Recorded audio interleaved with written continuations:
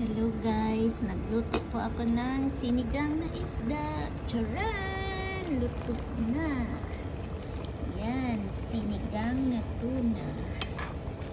So, sabaw pa lang. Kulang na yan. Yung lapot na sabaw. So, baka gusto nyo malaman kung saan ako nagluluto. Dito po ako sa rooftop nagluluto. Oh. Yan, rooftop yan kasi bawal magluto sa loob ng bahay ng isda. Ayaw ng amo ko yung amoy. So kung gusto kong magluto ng isda, dito po ako nagluluto. Induction cooker. So luto na.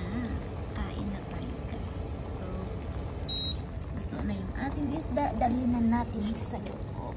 Yan guys. So nakita nyo naman. Preskong presko. Malalaking ulo ng isda.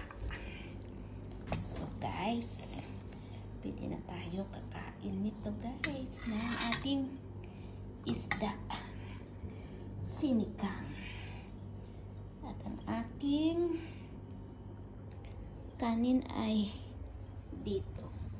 Luto na rin ang aking kanin. Yan, kain na tayo guys, no? Makukuha lang ako ng kanin at saka kakain. At dito po aking plato. Yan. So, baka nagtaka kayo kung dito ako sa kwarto ko nagluluto kasi mayroon po akong sariling lulutuan dito sa kwarto ko kung gusto ko magluto. Yan. Lagay natin kanin dito.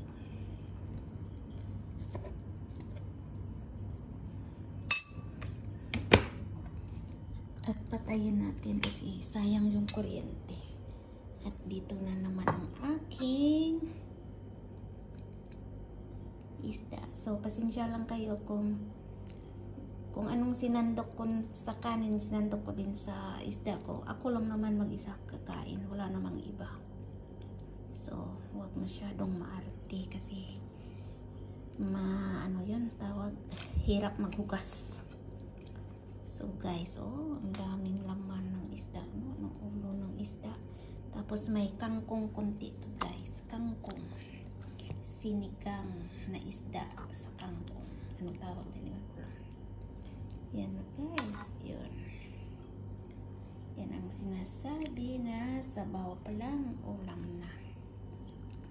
So, sige guys, kain muna ako. Thank you for watching. Bye. See you again next time.